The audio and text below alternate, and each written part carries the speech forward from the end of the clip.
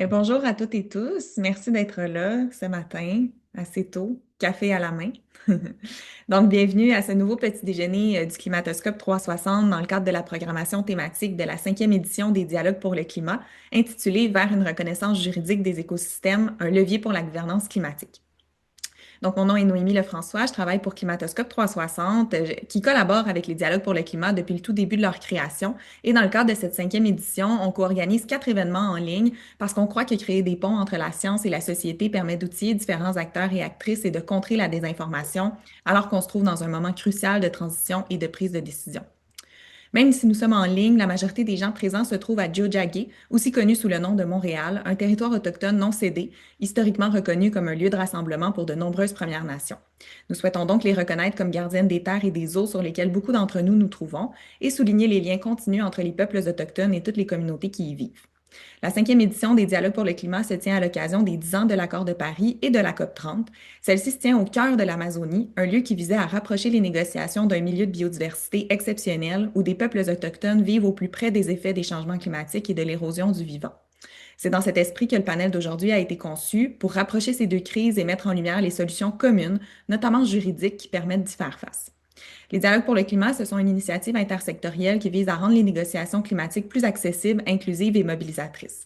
Merci à tous et toutes d'être là et sachez que nous avons beaucoup de beaux événements pendant les 2 semaines de la COP, que je vais mettre justement dans le chat dans quelques secondes. On tient aussi à remercier les 10 organisations partenaires des dialogues pour le climat que vous pouvez voir sur la première ligne de notre arrière-plan et également remercier nos partenaires financiers que vous voyez sur la ligne du dessous. Le webinaire est enregistré et va être disponible prochainement sur YouTube. Sans plus attendre, comme j'ai bien hâte d'entendre ce panel, moi aussi, j'ai le plaisir de vous présenter notre modératrice, Prunelle Thibault-Bédard, qui est avocate indépendante en droit de l'environnement et en droit municipal de l'environnement. Sa pratique se concentre sur les services de conformité, de vigie et de formation. Elle enseigne aussi le droit de l'environnement à l'Université de Sherbrooke et en entreprise. Elle est membre additionnelle à temps partiel du Bureau d'audience publique sur l'environnement, ainsi que co-auteur de l'ouvrage de référence L'environnement au Québec, publié aux éditions Voltaire-Scluver. Elle est vice-présidente du comité consultatif en environnement de Saint-Adolphe d'Howard, au sein duquel elle organise depuis 2024 la conférence Municipalité, Communauté, Environnement. Merci Prunelle d'être là ce matin et bonne discussion à toutes et tous. Merci beaucoup, Noémie. Bonjour, bienvenue tout le monde. C'est vraiment un plaisir de réfléchir avec vous ce matin à cette tendance émergente et inspirante du droit de l'environnement qu'on va examiner plus particulièrement sous l'angle de sa contribution à la gouvernance climatique. Notre réflexion va être guidée par deux précieuses panélistes que je vous présente à l'instant. Tout d'abord, Madame Yenny Vega Cardenas, docteure en droit et avocate, présidente et cofondatrice de l'Observatoire international des droits de la nature. Elle est membre du réseau d'experts du chapitre Harmony with Nature des Nations unies et de l'Union internationale pour la conservation de la nature.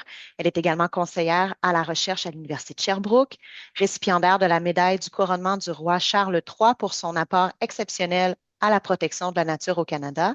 Elle a joué un rôle clé dans la reconnaissance des droits et de la personnalité juridique de la rivière Magpie, une première historique au Canada. On aura l'occasion d'en parler, j'en suis certaine. Et actuellement, elle mène une campagne pour la reconnaissance de la personnalité juridique du fleuve Saint-Laurent au Canada par l'entremise de l'Observatoire international des droits de la nature. Donc, Maître Vega Cardena, bonjour, bienvenue. Merci d'être avec nous.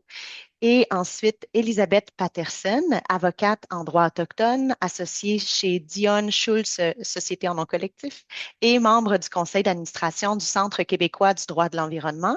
Maître Patterson a une pratique juridique variée, représentant principalement des entités autochtones. Elle conseille en matière d'obligation de consulter les Autochtones, d'évaluation d'impact environnemental et social, revendications particulières, d'autonomie gouvernementale, de droit de l'environnement, d'entente commerciale, de gouvernance, d'éthique de la recherche en milieu autochtone et aussi relativement à la protection des savoirs collectifs autochtones, de la culture autochtone et des renseignements personnels. Elle a été impliquée dans plusieurs projets juridiques en Amérique latine, notamment avec Avocats sans frontières Canada. Bonjour, Maître Patterson, et merci d'être avec nous. Euh, Sans plus attendre, nous allons nous lancer dans notre discussion en commençant avec un état des lieux. La reconnaissance juridique de la nature, c'est pas seulement une idée théorique, c'est quelque chose qui s'incarne de plus en plus dans des initiatives concrètes à travers le monde et au Canada également. J'aimerais d'abord me tourner vers vous, Maître Vega Cardena. Est-ce que vous pouvez nous présenter les fondements des droits de la nature, peut-être de définir le concept même de qu'est-ce que c'est que la personnalité juridique, et si vous pouvez également nous résumer où en est la reconnaissance de ces droits-là sur la scène tant internationale que canadienne? Et bonjour à toutes et à tous. Je suis très ravie de participer à ce panel depuis Belém, depuis Brésil. Je suis physiquement sur place ici avec mon équipe de l'Observatoire international des droits de la nature et aussi avec d'autres personnes avec qui sont venues dans l'observatoire, notamment un chef autochtone. Et puis aujourd'hui même, on va faire une grande annonce dans notre panel qu'on va voir aujourd'hui, cet après-midi, dans le pavillon de Canada. Suivez les nouvelles et on va vous tenir au courant. Et je pense que c'est tellement important cette fenêtre parce qu'on a vu que les plusieurs conférences de la COP, notamment dans les pavillons de Canada, ne sont pas ouvertes au public ou sont pas transférées et sont pas transmises par Internet. Je pense que ça nous coupe un peu de la communication, de savoir qu'est-ce qui se passe actuellement ici à la COP. Il y a beaucoup d'événements super intéressants. Donc, bravo et merci d'avoir organisé ce dialogue. Et oui, tout d'abord, pour les droits de la nature, on a plusieurs conférences reliées à c'est quoi l'apport des droits de la nature dans l'action climatique. Et il faut comprendre que les droits de la nature, c'est une nouvelle vision qui est pas basé sur l'écocentrisme, l'anthropocentrisme. L'anthropocentrisme, c'est vraiment l'idée sur laquelle notre système juridique se base. Il prend vraiment l'humain comme étant le centre de tout et comme étant la tête de la pyramide. Et puis toute la planète, finalement, tous les autres êtres vivants, les animaux, la nature, les forêts, sont juste à notre service. Donc, dans notre droit, on les classifie comme des biens comme des choses, et puis nous, on est les personnes. Et ces mouvements des droits de la nature visent à évoluer, faire évoluer les cadres juridiques vers un écocentrisme où on n'est pas au top de la pyramide, mais qu'on fait partie d'un écosystème. Donc, on a des relations avec notre environnement, des relations avec les autres animaux, avec les autres êtres vivants avec lesquels on partage la planète. Ici même où on se situe, au cœur de l'Amazonie, on le sent très vivement. Et les fleuves, la nature, les arbres, les oiseaux, on voit qu'on est une espèce parmi d'autres. Donc, et ça, les droits de la nature tendent à faire une évolution de la réflexion et aussi de la théorie juridique, en vertu desquelles la personne juridique, c'est pas seulement les personnes physiques sont les humains, et les personnes juridiques sont soit personnes morales, comme on utilise le terme en français, c'est-à-dire les corporations, qui ont une personnalité juridique, mais on évolue vers la considération d'une personnalité juridique pour une entité naturelle. Et la personnalité juridique, finalement, c'est quoi? C'est une véhicule, c'est une fiction juridique qui nous permet d'identifier que c'est une entité avec laquelle on interagit, sur laquelle on ne domine pas, mais qu'on doit la considérer. On doit la traiter avec respect et cette considération-là nous permet d'attribuer des droits. Donc, pour pouvoir avoir des droits, finalement, la personnalité juridique, c'est vraiment les véhicules juridiques pour dire on peut avoir des droits et on est sujet des droits et titulaire des droits. Donc, dans ces nuances-là, il y a des différentes décisions qui jouent entre titulaire, sujet, mais le sujet, c'est vraiment un concept plus large. Et les titulaires, c'est par exemple, je suis titulaire de mon droit de propriété sur ma maison, mais je suis un sujet de droit. Oui, pour pouvoir avoir cette titularité. Donc, vraiment, on joue sur ces mots pour dire finalement, il y a d'autres personnes juridiques, mais les droits, en général, vous le savez, un domaine très conservateur et il peine à reconnaître d'autres entités juridiques, d'autres personnes de droit, parce qu'on veut l'exclusivité, nous les humains. Donc, vraiment, c'est une évolution et puis ça joue effectivement dans la protection de la nature parce que si on la respecte, on la considère, on ne la traite pas comme un objet justement exploité, mais un sujet à respecter. Et j'espère que ça a été assez explicatif pour votre question. Oui, merci beaucoup. On reviendra avec des exemples de la manière dont cette personnalité juridique-là s'exprime dans différents projets concrets, mais je veux d'abord explorer une autre approche novatrice qui consiste quant à elle à faire appel aux traditions juridiques autochtones en s'appuyant sur la reconnaissance d'un pluralisme juridique en droit international et en droit canadien. Donc, le pluralisme juridique, c'est la reconnaissance que différents ordres juridiques, ce qui inclut des ordres non étatiques, peuvent coexister pour encadrer, réglementer les comportements de certains groupes. Maître Patterson, c'est l'approche qui vous intéresse. Est-ce que vous pouvez nous expliquer en quoi, en fait, quelle forme de reconnaissance juridique cette approche pluraliste permet? Oui, tout à fait. Merci. Merci pour l'invitation. Donc, l'approche des traditions juridiques est en fait complémentaire à celle de la reconnaissance juridique des écosystèmes. C'est pas en contradiction, ça vient appuyer et vraiment amène en fait les mêmes idées dont parlait Lieni. Donc, c'est intéressant de voir que effectivement, en fait, ça s'appuie sur le fait que dans beaucoup de cultures autochtones, les écosystèmes sont perçus comme justement étant un être vivant qui a des droits et des obligations. Et donc, l'écosystème, souvent, c'est plutôt on va faire référence plus au territoire que à l'écosystème. Le territoire est composé de plusieurs êtres vivants qui sont interreliés et qui ont tous des responsabilités et des droits interreliés. Et donc, les humains ne sont pas au centre de la pyramide, là, comme disait Yeni, ne sont pas supérieurs à ces autres éléments de cet être vivant qui est le territoire, mais bien un parmi d'autres. Et donc, par exemple, l'être humain a certains droits, mais ces droits-là sont sujets aux règles, justement, aux droits coutumiers de la communauté autochtone. Donc, par exemple, une de ces règles, ça serait de ne pas prendre plus que ce dont on a besoin ou de respecter certains protocoles quand, par exemple, on prend la vie d'un animal, il y a certaines règles qu'il faut respecter ou qu'on peut pas euh, affecter l'équilibre entre les êtres humains et les autres êtres vivants. Et les autres êtres vivants ont aussi des responsabilités et des droits. Donc, par exemple, les animaux ont une certaine responsabilité de nourrir, de guérir les humains. Donc, tout le monde est interrelié. Donc, ça se base sur cette idée-là. Et ensuite, ces traditions juridiques-là sont en fait reconnues par le droit canadien. Ou du moins, on s'en va, disons, vers là. Les traditions juridiques sont reconnues par la Déclaration des Nations Unies sur les droits des peuples autochtones et de plus en plus par le droit canadien comme droit ancestral en vertu de l'article 35 de la Constitution du Canada. En tant que tel, ça n'a pas encore été explicitement reconnu.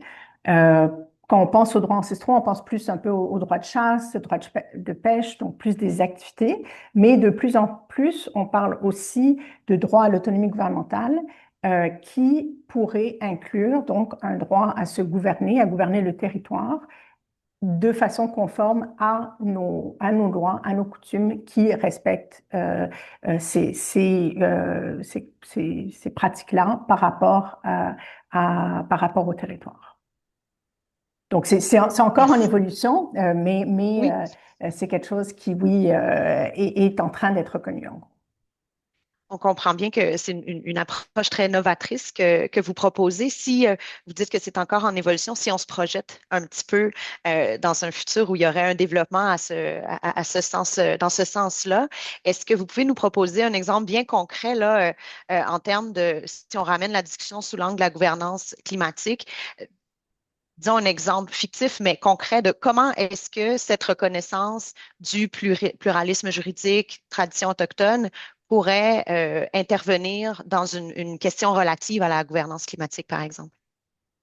Oui, en fait, il y a un aspect très concret qui est, disons, déjà en cours et qui s'est répété à plusieurs reprises, que l'utilisation des droits ancestraux pour, par exemple, retarder ou bloquer un projet qui aurait un impact très négatif au niveau de l'environnement et au niveau du climat. Donc, si on pense à des pipelines, par exemple, on a eu des exemples, surtout plus dans l'Ouest, là, mais si on pense à, par exemple, plusieurs pipelines comme Trans Mountain ou Coastal GasLink, des pipelines qui ont été, ou les projets de pipelines qui ont été retardés. Et dans certains cas, si on pense à Northern Gateway, la mine Teck aussi, qui est un gros projet de mine de sable bitumineux, et même Énergie jusqu'à un certain point, l'exercice et la revendication de droits ancestraux de façon générale, ça a permis de retarder ou même de contribuer, disons, à arrêter le projet. Donc, l'idée, ce serait que d'élargir, que ce ne soit pas seulement par rapport à des activités traditionnelles, mais vraiment de revendiquer ce droit-là, de gouverner le territoire selon ses coutumes, que la revendication de ce droit pourrait contribuer à retarder ou empêcher un projet qui nuit au climat. Donc, on pourrait Merci, imaginer très merci. bien que Oui. ça aurait lieu. D'accord. Merci. C'est intéressant d'entendre des exemples concrets parce que parfois, une critique qui est formulée à l'égard des droits de la nature, c'est qu'il y a peut-être des petites faiblesses au niveau de la mise en œuvre. On aura l'occasion de revenir sur cette discussion-là, mais je réfléchis à l'exemple que vous avez donné, puis j'y vois une manière d'utiliser donc la reconnaissance des droits de la nature comme, en quelque sorte, comme un bouclier, comme un rempart contre certains projets. Vous l'avez mentionné, là, des projets qui seraient particulièrement dommageables en ce qui a trait au climat. Et puis, ça me pousse à me demander, est-ce que la reconnaissance juridique des écosystèmes est appelée à jouer un rôle de bouclier seulement? Donc, pour se défendre contre certains projets qui nous menacent, une menace directe, ou est-ce qu'il n'y a pas un autre rôle un peu plus proactif qu'elle peut jouer? Puis je me tournerai d'abord vers Yanni pour débuter la discussion sur ce sujet. Oui, merci pour la belle question. Effectivement, je pense qu'il y a une manière de l'utiliser pour protéger une entité naturelle qui est en danger, qui est menacée, comme c'était le cas de la rivière McPipe. Que la rivière McPipe, cette initiative de la reconnaissance de la personnalité juridique, c'était vraiment pour éviter qu'une destruction vienne vraiment nuire à jamais cette rivière vivante, sacrée pour les Inuits. Mais aussi, on peut l'utiliser de manière préventive. Et de plus en plus, c'est une approche qui est prônée par différentes organisations au niveau international, notamment en France, mais aussi avec le fleuve Saint-Laurent. Et sur ça, je vous partage des liens vers le livre qu'on a publié sur la personnalité juridique pour le fleuve Saint-Laurent, le fleuve du monde. Donc, comme vous savez, on a un magnifique fleuve, mais on n'a pas de gestion intégrée qui s'applique directement sur les fleuves. Donc, on a quand même une grande, disons, violation des droits du fleuve. Et il y a beaucoup de réglementations qui ne sont pas respectées vis-à-vis des fleuves, notamment concernant tout l'espace riverain n'est pas respecté. Les producteurs, ils vont produire jusqu'au bord. Et il y a une navigation qui cause l'érosion aussi des berges, etc. Donc, aussi des polluants. On n'a pas un grand contrôle des polluants.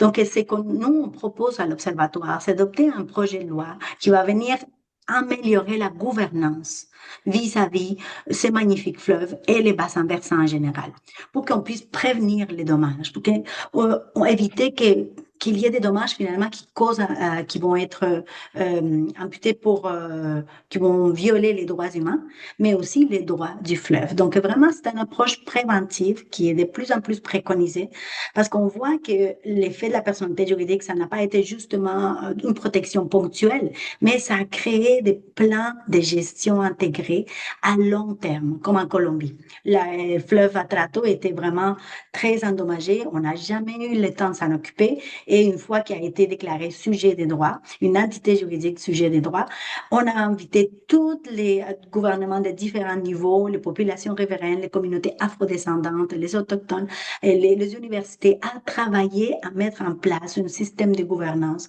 un plan de gestion intégré qu'on n'avait jamais eu auparavant. Donc, on voit qu'on ne s'attaque pas seulement à la pollution, mais aussi on prévoit à long terme une prévention, une amélioration de la gouvernance. Merci beaucoup. Maître Tessen, est-ce que vous avez quelque chose à contribuer aussi à cette discussion?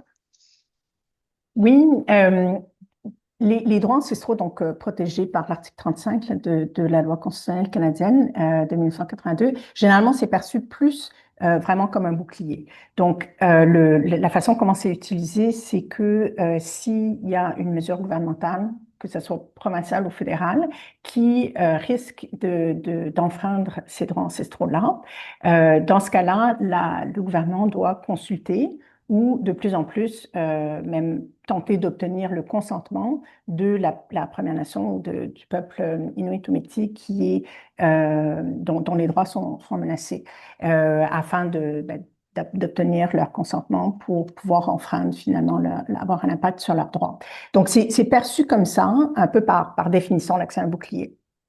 Par contre, de plus en plus dans ce contexte-ci, les communautés, et il est mis à mentionner donc les Inuits des Gwenjit qui ont adopté cette déclaration par rapport à la rivière Magpie ou Moteshko en Innu, pour préventivement vraiment affirmer les droits, les traditions juridiques, la culture qui est la leur de gouverner le territoire afin de le protéger et de l'utiliser, parce que ça n'empêche pas que les êtres humains puissent utiliser le territoire, mais c'est juste d'une façon qui respecte finalement les droits et responsabilités des autres êtres humains. Donc, il y a cet exemple-ci qu'on a au Québec. On a un autre exemple au Québec aussi, c'est avec les aires protégées. En fait, donc, il y a vraiment beaucoup de communautés autochtones et le gouvernement du Québec a été très proactif récemment pour créer, ou en tout cas être en voie de créer, avec l'objectif là, de 30% pour 2030, de créer des aires protégées. Donc, les Inuits des Inuits, par exemple, ont créé cette aire protégée à Kumunan. Et en Ontario, on voit vraiment des exemples très clairs de Premières Nations qui revendiquent cette responsabilité et l'application de leurs traditions juridiques autochtones, justement, sur leur territoire, notamment les Anishinaabe à l'ouest de l'Ontario, c'est de l'information qui est publique, qu'on peut consulter, où ils sont très, très clairs, disons, par rapport au fait que ils ont cette obligation-là, que ces traditions juridiques-là s'appliquent sur ce territoire et qui doivent les respecter. Et de mon côté, je travaille avec une communauté, en fait, justement, et j'ai beaucoup appris ici au Québec, beaucoup appris par rapport à cet aspect-là. Donc, ça permet, un peu comme Yeni mentionnait aussi, davantage de cogestion du territoire en respectant finalement la façon de voir le monde et la façon d'interagir avec tous les êtres humains qui sont dans un territoire. Et même ça peut se rendre jusqu'à la négociation de traités, par exemple, entre les communautés et le gouvernement pour mieux protéger le territoire. Merci, merci. J'aime bien les deux exemples que vous avez donnés. Celui donc qu'on a déjà abordé à quelques reprises, là, la reconnaissance de la personnalité juridique de la rivière Magpie ou Magpie, je pense que les deux prononciations sont une option, et également celle des aires protégées. La distinction que je vois entre les deux, c'est que du côté des aires protégées, on a un cadre juridique qui est applicable avec des protections légales. Donc, on sait qu'une fois qu'une aire protégée est désignée, il va y avoir des protections qui vont être mises en place et qui vont résister aux fameux tests des tribunaux. Et là, je ne peux pas m'empêcher de poser la question sur le plan juridique, si on regarde d'autres exemples comme celui de la rivière Magpie, est-ce que la reconnaissance des droits de la nature, outre les gains politiques et sociaux de gestion que vous avez abordés, mais sur le plan plus strictement juridique, est-ce que la reconnaissance des droits de la nature produit des effets réels? Est-ce qu'on est davantage sur une valeur symbolique? Est-ce qu'on pourrait résister aux fameux tests des tribunaux?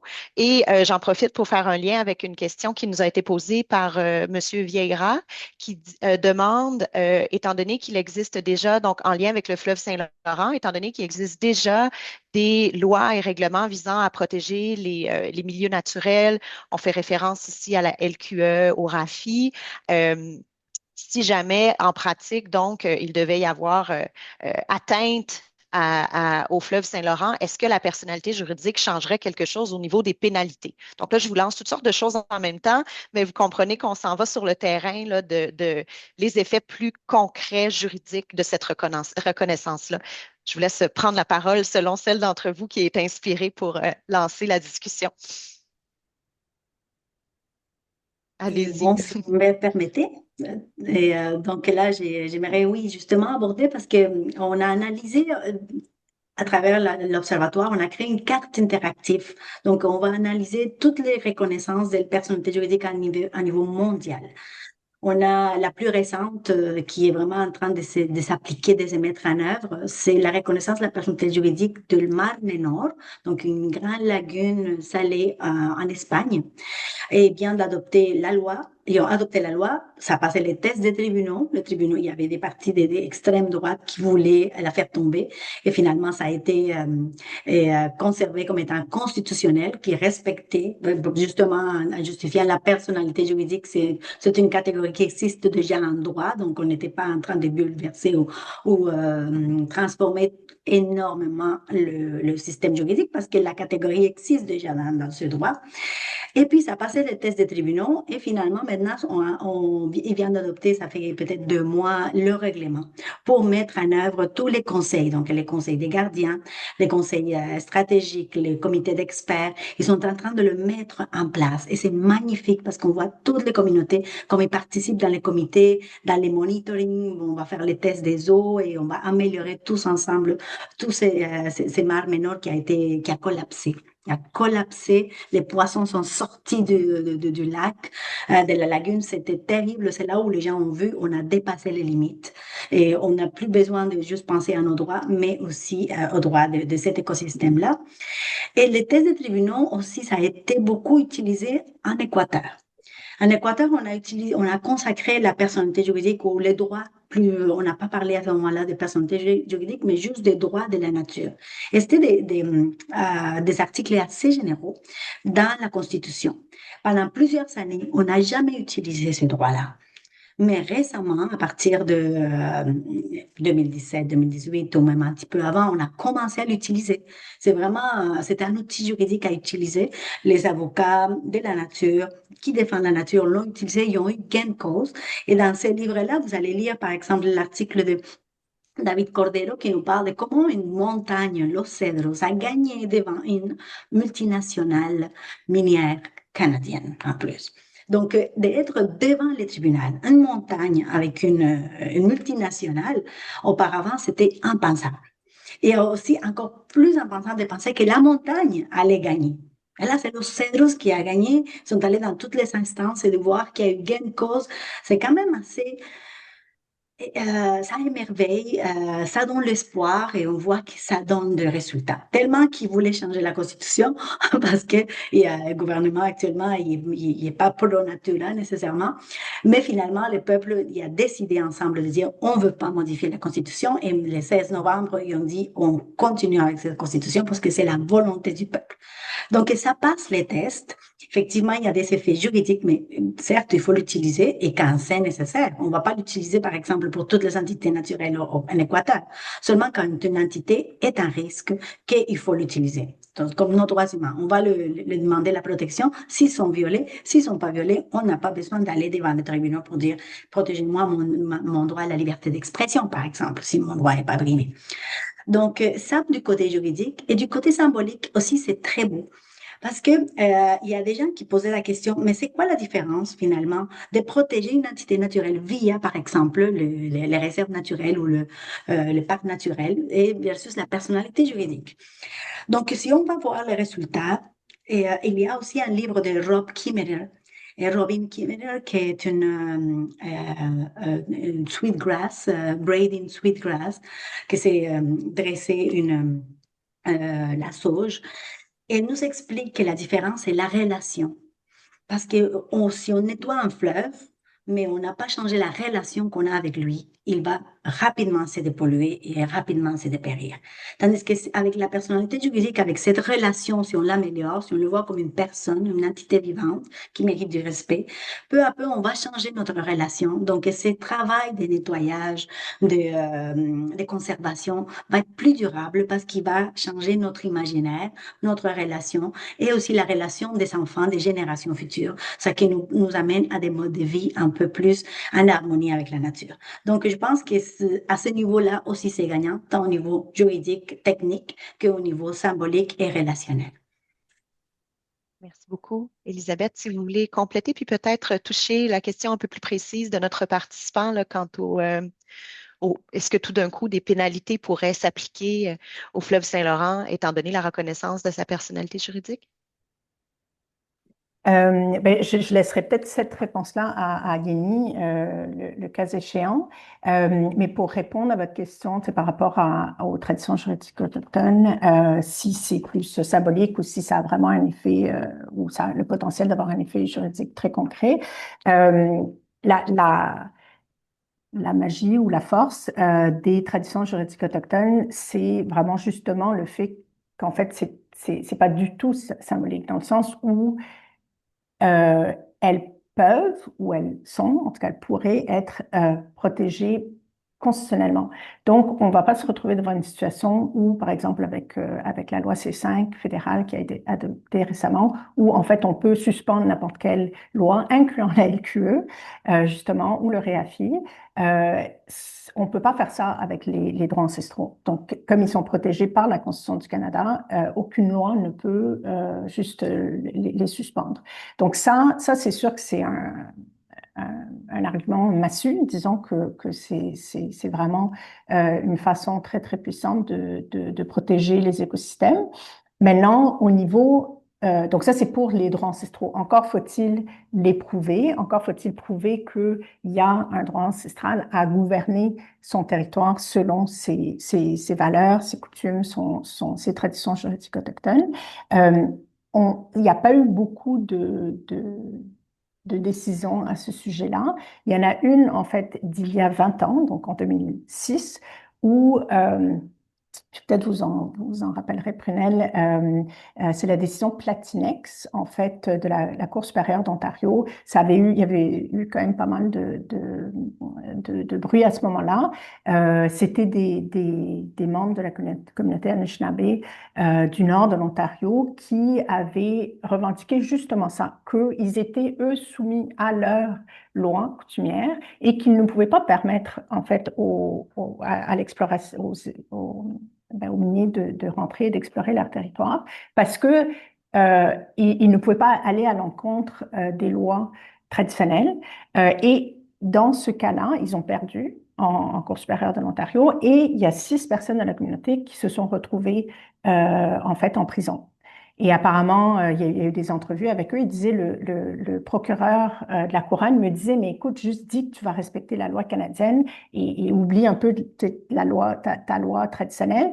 Et ils ont dit, non, je ne peux pas faire ça. Moi, si je la respecte pas, ça va se retrouver, en fait, je vais être comme puni pour toute l'éternité. En fait, même mon esprit, disons, va être puni si je la respecte pas. Je dois protéger la terre. C'est vraiment une force. C'est une loi qui est beaucoup plus forte que vos lois canadiennes.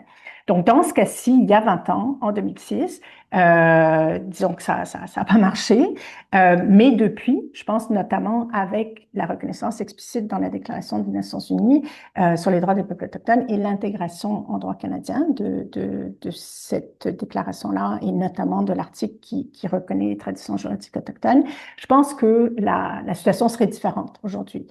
Donc, je crois que avec quand même il faut aussi être préparé. Ça peut pas juste être on peut pas juste l'affirmer, dire oui, on a cette tradition juridique-là. Il faut qu'il y ait vraiment des témoignages, par exemple, des aînés qui viennent appuyer pour vraiment prouver que ce droit-là existe ou ces traditions juridiques-là existent. Mais c'est quelque chose que beaucoup de communautés sont en train de faire. Donc, je pense qu'il y aurait vraiment le potentiel que ça soit, que ça puisse vraiment protéger les territoires sans que ça puisse être balayé de la main par une loi, par exemple, comme C5. via une reconnaissance jurisprudentielle qui serait appelée à se développer au fur et à mesure que des causes seraient portées devant les tribunaux, là. Ouais, absolument. C'est le chemin qu'il faudrait parcourir pour venir concrétiser cette reconnaissance-là. Euh, Merci. Bon, au risque de me répéter, je veux m'assurer qu'on donne une réponse à notre participant qui posait une question bien précise là, par rapport à la reconnaissance du fleuve Saint-Laurent. Yanni, est-ce que vous pouvez nous situer un peu où en sont les travaux à ce sujet-là? Est-ce qu'au stade où on est présentement, ou du moins les objectifs à court terme, est-ce que le résultat serait qu'il y aurait des pénalités additionnelles pour une atteinte au droit du fleuve? Et si ce n'est pas le cas, quel développement serait nécessaire pour en arriver à ça? Je pense que la question est très pertinente parce qu'en fait, moi, je donne des cours en Polytechnique. Et en Polytechnique, on doit faire affaire avec les ingénieurs qui travaillent sur des modèles de gestion des eaux, systèmes hydrauliques, etc. Et quand ils arrivent à la pratique, dans la vraie vie, et là, il y a même des nouvelles inventions vraiment pour mieux traiter les eaux. Qu'est-ce qu'ils disent les entreprises? Non, c'est trop cher, on ne va pas investir. On préfère de payer l'amende. Et c'est moins cher de payer l'amende que d'investir dans le traitement des eaux usées. Et ça, c'est terrible. Donc, ils font les calculs vraiment économiques et ils continuent à le faire. Et l'idée, c'est pas vraiment d'amener à continuer à payer des amendes, mais plutôt de changer justement cette relation, cette vision de que finalement, dans chaque décision qu'on prend, on doit considérer les droits du fleuve. Par exemple, le droit du fleuve à avoir une eau saine et les droits du fleuve à avoir sa biodiversité pour devenir finalement plus respectueux. Et la loi n'est pas encore adoptée. On a déjà présenté 2 projets de loi c'est ça qui finalement sont morts au feuilleton parce qu'on a eu des élections provinciales. Mais on travaille sur un nouveau projet de loi et on a été inspiré par la conférence de Madame Otis, la juge Otis, qui nous parle de la médiation environnementale. Donc, peut-être que ça pourrait être un mécanisme qui peut inviter ou travailler avec les acteurs qui sont habitués à contaminer. C'est une coutume qui s'était installée, à prévenir tranquillement pour qu'ils s'adaptent aux nouveaux droits et que finalement toutes les entreprises de tous les bassins versants s'habituent à qu'il faut respecter les droits du fleuve au-delà des amendes pour changer la culture. Et je pense que ça, c'est un travail, certes à long terme, mais avec la médiation, on peut éviter aussi les poursuites tout de suite dès le départ, parce que non plus, on ne veut pas se retrouver avec 1 million de poursuites pour la violation des droits de fleuve, mais qui changent tranquillement la culture. Donc voilà, c'est une réalité, et puis je pense qu'on doit être conscient de cette réalité quand on pense à des projets de loi, à changer une culture juridique, une culture d'affaires. J'espère que j'ai répondu à la question. Merci, merci beaucoup. Euh, on a passé les quelques dernières minutes à s'attarder davantage à des éléments pratiques, le fameux test des tribunaux, comment ça fonctionnerait. J'aimerais nous ramener un petit peu du côté théorique. D'entrée de jeu, Yanni, je pense dans votre première réponse, là, vous avez mentionné le fait que les droits de la nature, c'est euh, un écart par rapport à notre approche anthropocentrique là, qui guide notre cadre juridique actuellement. Euh, et vous avez également dit que la reconnaissance de la personnalité juridique est un outil intéressant parce que c'est un outil qui existe déjà en droit. Donc, on n'est pas en train de complètement là, réinventer la roue. Euh, J'amène une petite réflexion critique à cet égard-ci. Euh, Est-ce que, pardon, je réfléchis un peu à voix haute, là. En même temps, cette reconnaissance de personnalité juridique-là, on remarque qu'elle suscite toujours un assez grand intérêt médiatique et populaire. J'y vois peut-être différents fondements. Tout d'abord, bon, on est bien conscient qu'on a besoin de grandes transformations pour faire face aux défis qui nous attendent. Puis, ce beau changement de paradigme-là qui nous est proposé, il est quand même attirant.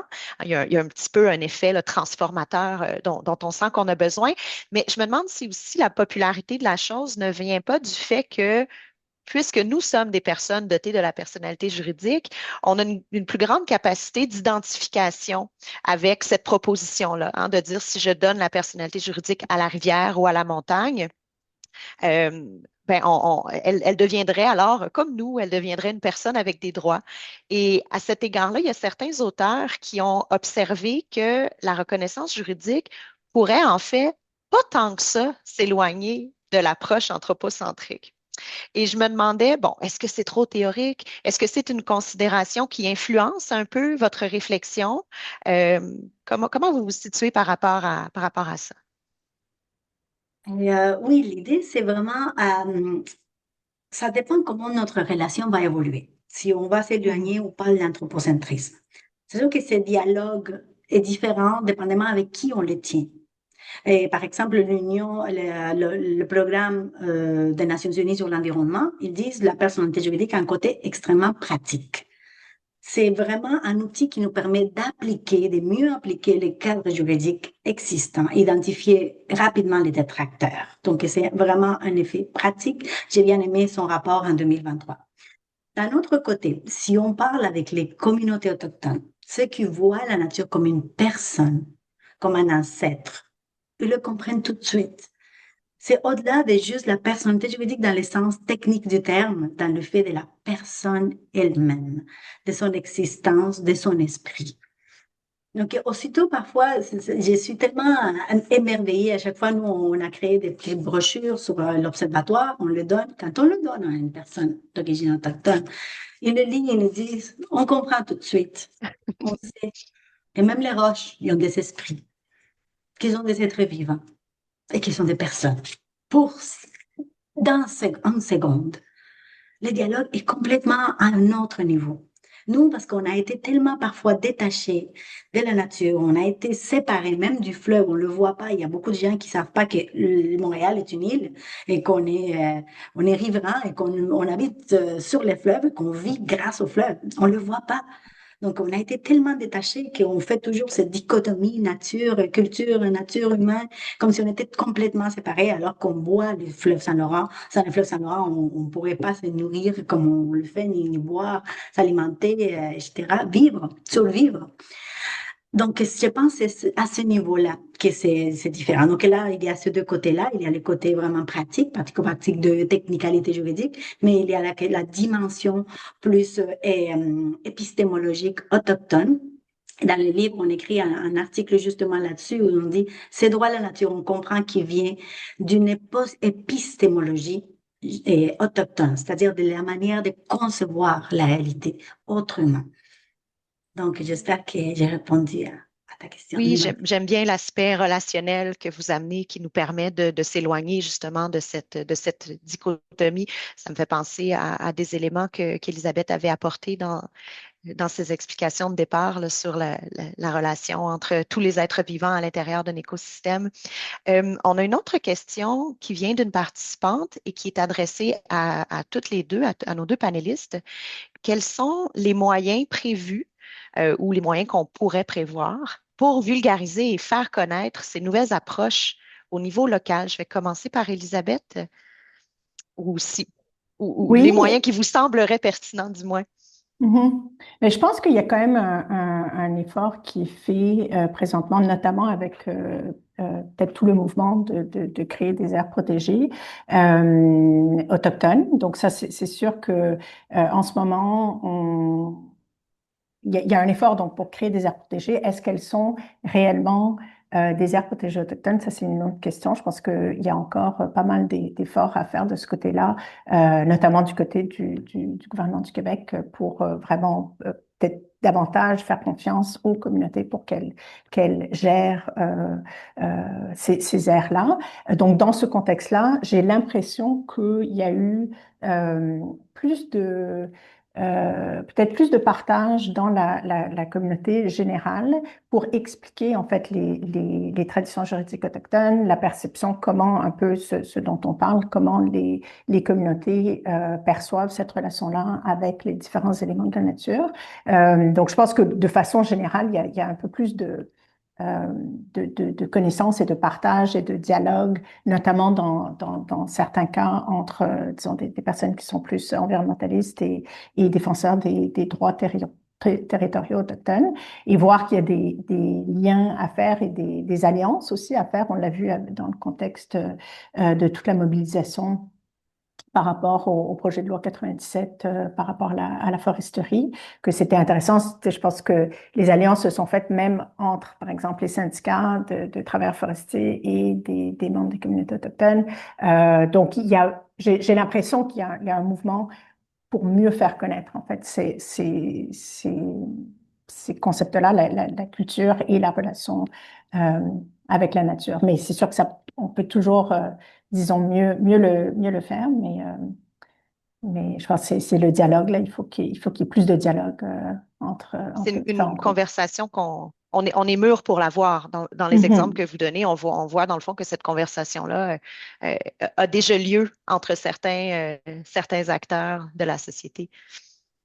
Oui, puis je pense que de plus en plus, peut-être qu'on reconnaît la nécessité de développement économique aussi dans les communautés, parce que dans le passé, il y avait plus un peu une confrontation finalement entre une vision environnementaliste un peu unitaire par rapport, il faut protéger l'environnement. Là, ce qu'on reconnaît davantage, c'est que les communautés autochtones ont besoin de se développer économiquement aussi. Et donc, il y a plusieurs usages, comme dans les traditions juridiques autochtones, la culture comme on le perçoit, on peut avoir plusieurs usages, mais dont un usage économique de la nature, mais il faut que ça soit en respectant finalement l'équilibre entre les différentes espèces. Merci. Yenny, en tant que présidente de l'Observatoire international des droits de la nature, je suis certaine que vous avez des actions d'information, de démocratisation. Est-ce que vous pouvez nous en parler rapidement? Oui, tout à fait, mais on organise beaucoup de webinaires pour expliquer les nouveaux cas et puis à chaque exposé, on commence toujours par la théorie des zéros finalement pour que les gens comprennent rapidement c'est quoi les enjeux, qu'est-ce que ça veut dire la personnalité juridique ou les droits de la nature. Mais c'est vrai qu'il faudrait faire davantage, faire plus de travail. Et à ce niveau-là, on a été contacté par plusieurs personnes qui veulent s'impliquer bénévolement dans notre observatoire. Et une des choses qui nous ont proposé récemment, c'était justement de créer un matériel peut-être facile à diffuser où les gens peuvent comprendre rapidement c'est quoi les droits de la nature, c'est quoi les concepts de personnalité juridique. Donc, effectivement, on va travailler là-dessus. On voulait créer un guide pour les municipalités pour qu'ils puissent comprendre et l'appliquer dans le territoire, parce que ce sont vraiment les gouvernements de proximité. Et sauf que ces projets-là, on n'a pas eu le financement pour le moment pour le faire. On va devoir chercher d'autres partenaires, mais je pense qu'il faut investir davantage. Et à vous, je vous remercie beaucoup de ces dialogues parce que j'imagine que les personnes qui se sont branchées ont un grand intérêt. J'espère que ça a pu clarifier certaines choses parce que même pour les avocats, nous-mêmes, nos notions parfois sont tellement lointaines dans les débuts d'année qu'on les oublie rapidement. Donc, c'est bien de revenir à ces notions de base, des catégories juridiques, etc. Mais que c'est pas toujours amusant parce qu'on est vraiment dans la pratique, mais il faut revenir vraiment à nos bases. Mais oui, on doit faire beaucoup de travail à ce niveau-là pour mieux sensibiliser non seulement les juristes, mais aussi la population en complet. Merci. D'accord. Et bon, parlant d'avocat, on a une prochaine question qui est assez technique quand même sur le plan juridique. Je vous la lance, on voit où on peut aller avec ça. On a Olivier qui nous demande, est-ce qu'il existe des liens juridiques entre les fiducies d'utilité sociale ou les fiducies environnementales constituées pour une fin d'intérêt collectif et la protection des entités naturelles avec les droits et la personnalité juridique? Donc, quels sont les liens de parenté entre ces deux propositions juridiques-là? Je laisse Elisabeth Ouais, commencer. ben c'est ça, c'est justement, il y a un article, si Olivier est intéressé, de Yael Emrich, qui s'appelle Les droits de la nature en question pour un dialogue entre les traditions juridiques. Et justement, elle aborde cette question-là c'est peut-être que, puis là, on va voir, c'est quand même assez nouveau, là, l'idée de reconnaître juridiquement la nature ou certains éléments de la nature. Je crois que ça va évoluer avec le temps. Il y a eu donc certaines reconnaissances de la personnalité juridique dans d'autres pays, mais c'est possible qu'au niveau de la reconnaissance par les tribunaux au Québec, qu'il va y avoir euh, d'autres avenues, dont la fiducie d'utilité sociale, qui pourraient être choisies et prises pour finalement arriver au même résultat, mais peut-être avec une théorie, disons, juridique différente. Donc, c'est dans cet article-là, la professeure Emmerich, elle est à l'Université McGill, justement, elle dit, bon, est-ce qu'il faut nécessairement considérer que un élément de la nature, que ce soit une rivière, une forêt, etc., a les éléments, tous les éléments de la personnalité juridique, telle qu'on la connaît, par exemple, pour une compagnie ou quelque chose comme ça, ou est-ce que finalement on veut que ça soit autre chose? Et dans certains pays, comme par exemple au Pérou, pour la rivière Marañón, c'est un peu la même chose. Ils ont en fait, le tribunal n'a pas reconnu, il s'est même allé en cour d'appel, la cour d'appel n'a pas reconnu une personnalité juridique en tant que telle, mais a reconnu que la rivière a des droits, est titulaire de droits, et donc ça, c'est peut-être que ça arrive au même résultat ou à un certain résultat similaire.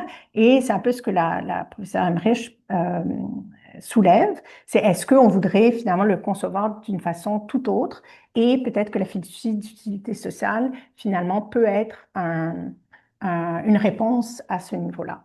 Est-ce que ça a la même est-ce que ça présente dans notre imaginaire le même attrait? Peut-être pas. Ça semble un petit peu technique ou un peu administratif là, comme catégorisation. Mais je pense que il faut regarder tout, en fait, et peut-être pas se camper non plus dans une réponse. Et donc, peut-être que ces autres solutions vont être des choses qui vont, avec le temps, mieux pouvoir protéger finalement la nature. Merci. Yannick, vous voulez ajouter? Oui, effectivement. Et moi, je trouve que la fiducie, il y a quand même un objectif très louable et ça part d'une générosité aussi, d'une grande générosité des donateurs pour donner des terres ou de donner de l'argent pour acheter des terres. Et j'avais vu des efforts incroyables. Parfois, je dis, on est rendu à qu'on doit acheter pour une fiducie. On doit l'acheter pour le protéger. On est rendu où? Donc ça, moi, je trouve terrible, alors que dans une loi, une municipalité peut le faire, ça coûte zéro et cet argent, on peut l'utiliser pour d'autres choses, comme le système d'assainissement d'eau, que les municipalités ils peinent à avoir des usines adéquates, que depuis les années 70 n'ont pas eu le temps ou l'argent de le faire moderniser. Donc moi, je trouve que c'est très louable et généreux, mais on a tellement besoin d'argent dans le monde pour faire des beaux projets que je dis, mais pourquoi on n'utilise pas les mécanismes de la loi? Et cette loi-là, c'est génial pour ça parce il faut compter sur la générosité et puis aussi il y a les fonds. Donc ça, je trouve que c'est difficile, mais aussi d'un autre côté, il y a la question de la relation. Et ça, je vous fais le lien vers le livre de Robin Wall Kimmerer qui nous dit la différence entre le nettoyer, le protéger, mais changer la relation. C'est ça qui nous amène la personnalité juridique. Et après plusieurs années d'analyse et conversation avec des juristes aussi, des tracteurs qui comprenaient mais pourquoi est-ce qu'on peut arriver au même résultat? C'est toujours la question, le même résultat, nettoyant et pas donnant la personnalité juridique. Mais elle, quand on les lit, il y a des passages incroyables qu'on va vraiment comprendre très clairement la différence de la relation. Et c'est pour ça que l'épistémologie autochtone qu'Elisabeth nous a parlé beaucoup aujourd'hui, elle est inspirante. Et c'est ça qui a donné beaucoup de leadership dans toutes ces nouvelles mouvances, et on doit les reconnaître. C'est vrai, ça vient des peuples autochtones, ça vient des mouvements du Sud global. Mais il y a des principes qui sont extrêmement inspirants. Et je pense qu'on a besoin aussi de l'inspiration en ce moment, un moment d'espoir, de pouvoir changer les choses par d'une autre manière de penser, de sortir de la boîte. Et puis, je pense que c'est ça qui nous donne la question de voir la forêt comme un égal, ou comme ils disent les Anishinaabe, plus qu'humain. C'est un plus qu'humain. Donc, vraiment, je pense que c'est là où il y a beaucoup d'avenir et j'y crois beaucoup à ça, après avoir vu autant d'initiatives au niveau mondial. Merci. Merci. J'aime beaucoup que vous ayez amené la considération de est-ce qu'on doit payer pour protéger le territoire. Un de nos collègues avocats, Maître Jean-François Girard, qui travaille beaucoup en droit de l'environnement, avait déjà fait un petit calcul en fonction des superficies qu'on devrait protéger pour atteindre le 30 par exemple, la valeur moyenne des terrains, puis là, combien ça coûterait si on devait se fier uniquement à des acquisitions, puis à des échanges commerciaux pour la protection. Puis ça donnait bien sûr des montants faramineux là, qu'on n'a pas les moyens collectivement de fonctionner uniquement par acquisition. Il faut aussi avoir recours aux autres outils. Je suis contente, je vois plein de questions plein de questions, des nouvelles questions de la part des participants. Il nous reste quelques minutes. Je pense qu'on est capable, j'en ai deux, là, je pense qu'on est capable de les aborder toutes les deux. Je vais commencer avec Jérôme Palmadé qui demande si la personnalité juridique de la nature est reconnue, est-elle placée sous la curatelle de la communauté qui défendra ses droits quotidiennement et pas seulement lorsque ceux-ci seront menacés? Donc, on fait appel ici là, aux questions de mise en œuvre et Yannick, vous avez parlé un peu plus tôt là, de la montagne devant les tribunaux. Bon, on est conscient que ce n'est pas la montagne elle-même, mais il y a des humains qui la représentent. Alors, qui parle au nom de ces éléments naturels dotés de la personnalité juridique? Comment ça peut fonctionner? Oui, mais c'est très bien parce que là, on voit qu'on rentre vraiment dans le comment et comment on va le mettre en place. Ça, c'est merveilleux. Effectivement, il y a différents modèles. En Équateur, on n'a pas de gardiens attitrés, c'est tout le monde. C'est tout le monde qui peut demander devant les tribunaux de protéger une entité naturelle, la forêt, les rivières, les écosystèmes marins, etc. Dans la dernière modèle qu'on a vu passer en Espagne, on a vu la création d'un comité des gardiens où on va appliquer tant les usagers que les communautés riveraines, mais ils se sont assurés, parce que c'était une loi d'initiative populaire, que les communautés soient plus nombreuses. Donc, ce sont elles qui vont avoir comme un plus dans les décisions, s'il y a des décisions à prendre, pour effectivement aussi, ça les engage. Quand tu es un gardien, tu t'engages davantage que quand tu es passif et tu regardes, tu observes, tu attends que le gouvernement agisse, alors que tu deviens gardien, tu agis, tu travailles dans tu t'impliques dans les travaux de préservation, le fait de faire une évaluation constante de la qualité des eaux, etc. Donc, oui, la communauté, dans tous les modèles, ont été vivement impliqués. Et s'il y a un effet collatéral inattendu de la personnalité juridique, ça a été le empowerment des municipalités, des communautés. Que dans les fleuves Atrato, quand on a vu qu'on a donné la personnalité juridique, on a nommé des gardiens les communautés afrodescendantes, des communautés complètement oubliées en Colombie. On ne les avait jamais considérées. Maintenant, ils sont dans les COP, ils sont dans différents panels, ils participent, ils interviennent, ils suggèrent aussi des recommandations par rapport à la protection de fleuves parce qu'ils nagent là-dedans, ils ont des bébés dans les fleuves, ils se brossent les dents avec les eaux du fleuve. Donc, on voit vraiment à quel point, finalement, c'est la communauté qui brille. La Magpie, est-ce qu'on n'avait jamais entendu, je pense que plusieurs personnes n'avaient jamais entendu parler de la communauté Innu des Quanichit. Et c'est eux qui ont pris la voix. On voit Rita Mestocosho, Wapukun Mestocosho, le chef Pietacho, qui parlent pour la rivière, qui nous expliquent qu'est-ce que ça veut dire dans leur épistémologie, dans leur vision. On voit à quel point une communauté oubliée qui se sentait impuissante face à un projet faramineux, énorme, de destruction d'une rivière sans leur volonté, mais qui venait plutôt les diviser. On voit comme cette communauté s'unit pour la protéger et on fait briller la communauté. Donc, c'est vraiment inattendu, mais c'est les communautés qui ont été vraiment formées et puis finalement, ils ont pris les pouvoirs pour défendre le territoire sur lequel ils habitent. Donc, merci beaucoup pour cette question. Peut-être juste pour rajouter par rapport à cette question, en fait, à travers le Canada et bien, évidemment au Québec aussi, là, mais il y a tout un programme de gardiens du territoire, donc dans les communautés autochtones, qui est financé en fait par le gouvernement du Canada pour que les membres des communautés autochtones y aient vraiment une protection par les communautés, vraiment donc par comme de leur propre territoire.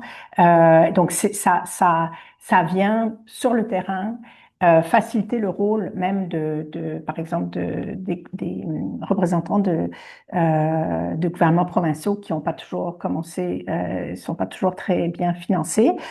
Donc c'est complémentaire. Eux, ils sont sur le terrain de toute façon dans les communautés et souvent ils vont être formés évidemment avec leur propre connaissance là, par rapport à l'utilisation et la protection du territoire, mais aussi avec une formation complémentaire qui vient en fait des gouvernements provinciaux. Donc ça, en tout cas, il faut espérer que ce programme-là continue parce que c'est vraiment une façon sur le terrain très pratico-pratique au jour le jour, comme mentionné la personne qui a posé la question, pour s'assurer finalement qu'il y ait toujours un peu quelqu'un qui est vraiment du territoire et qui puisse le protéger. Merci beaucoup. Il nous reste 2 petites minutes. Il y a une autre question que j'aimerais vous soumettre bien rapidement, puis je pense que ça va nous permettre de conclure et de regarder vers l'avenir. Et il y a M. Garcia qui demande, selon une belle question large, selon le contexte politique actuel, comment envisagez-vous l'avancement de l'approche de la reconnaissance juridique des écosystèmes? Quels sont les défis à surmonter? Donc, rapidement, je sais que c'est une question très large, mais peut-être qu'on peut en identifier un, à quoi on doit s'atteler là, pour les années à venir pour faire progresser ces belles approches novatrices. Je peux me lancer. Moi, je le vois en fait un peu en deux parties. Il y a l'aspect préventif. Donc ça, c'est vraiment au niveau de, je pense notamment des aires protégées, que les communautés, que les Premières Nations et les Inuits et les Métis vraiment s'approprient, renforcent leur tradition juridique et l'utilisent pour vraiment gouverner le territoire selon ces traditions-là. Donc par le biais d'aires protégées ou par le biais d'aires protégées qu'eux-mêmes créent, parce que malheureusement, il n'y a pas toujours de reconnaissance pour ces aires, puisque c'est généralement le gouvernement provincial qui va les reconnaître. Donc ça, c'est d'un point de vue préventif. Et par ailleurs, d'un point de vue, disons, défensif, je crois que malheureusement, avec le climat actuel, il va falloir utiliser les tribunaux de façon assez fréquente pour s'assurer qu'on n'ait pas trop de retour en arrière par rapport à la protection de la nature. Donc ça, c'est sûr que toutes les aides que les communautés peuvent avoir, que ce soit de groupes environnementaux, de citoyens et aussi de financement, là, par exemple de la part de fondations, je pense que c'est quelque chose qu'il va falloir vraiment être vigilant parce qu'on s'en va un peu vers un recul. Merci. Yanni? Oui, effectivement, les reculs se constatent depuis le début de l'année avec l'entrée d'un nouveau président dans notre voisin du Sud, mais aussi on a vu dans la loi C5 comment on peut bypasser finalement toutes les lois environnementales par les projets d'intérêt national. Donc, on voit qu'il y a un recul énorme. Et on dirait que c'est une tendance mondiale dangereuse. Et puis, nous pensons que maintenant, c'est le moment d'agir au niveau local, municipal et au niveau de ordre juridique autochtone. C'est vraiment ce niveau-là, plus proche du territoire, plus proche de la nature et aussi des impacts, où on peut peut-être faire une différence.